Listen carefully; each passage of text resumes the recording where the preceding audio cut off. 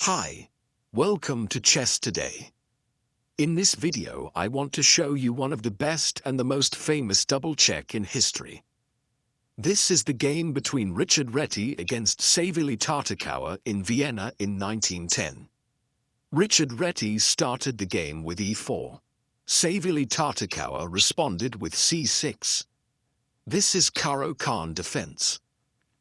After that, Reti played d4 to control the center with 2 pawn. Tartakower pushed d5 to challenge White's pawn to exchange. Reti refused to take pawn and chose to play knight c3. This is main line variation of Caro-Kann defense. Tartakower played pawn captured on e4 and Richard Reti captured Black's pawn with his knight. In this position, Black has several options based on chess opening theory. First option is bishop f5, the classical variation which is known as the oldest variant. Second option is knight d7, Anatoly Karpov's favorite variation. Third option is knight f6, challenging to exchange knight that can create a double pawn on f-file. Tartakower chose the 3rs option, developed his king's knight to f6. Reti refused to exchange knight and chose to protect his knight with queen d3. The game continued. Tartakower push e5, attack d-pawn. Reti captured pawn to attack knight and offered to exchange queen. But Tartakower played aggressive way. He played queen a5, check to the king and attack pawn at the same time. Reti played a counter-attack move with bishop d2. Attacked the queen and prepared to castling queenside. Therefore, queen captured the pawn. Now, we are seeing the most critical moment in this game. In this position, White's knight is pinned by Black's queen. Tartakower could take this knight in the next move. What will you do in this position?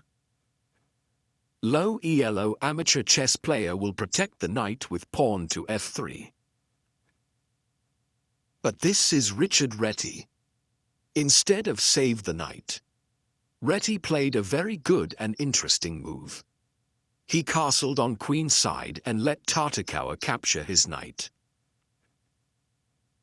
Seems like Reti offered this knight for free. Maybe at that time Tartakower thinked, is this a trap? Or is Reti making a blunder? Tartakower did the calculations and decided to take the knight. At that time, Tartakower thought, if the queen takes the knight, then the rook goes to e1, pining to the queen and the king. The queen was forced to take the rook and the bishop take the queen. Tartakower didn't want to fight without his queen. Therefore, Tartakower chose to take the free knight with his knight. This move is a very fatal blunder. That is a Trojan horse. This is checkmate in 3 moves. Can you find it? Pause the game if you want to analyze it.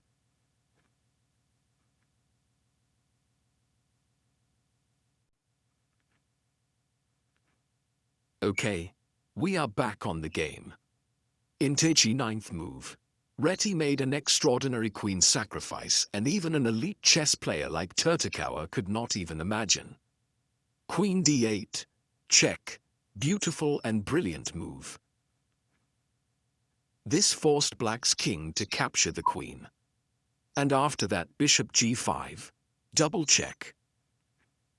If the king returns to e8, then rook d8 is checkmate. Therefore, Tartakower tried to escape his king to c7. However, that move is useless. Reti ended the game with bishop d8, checkmate. What a beautiful game played by Reti.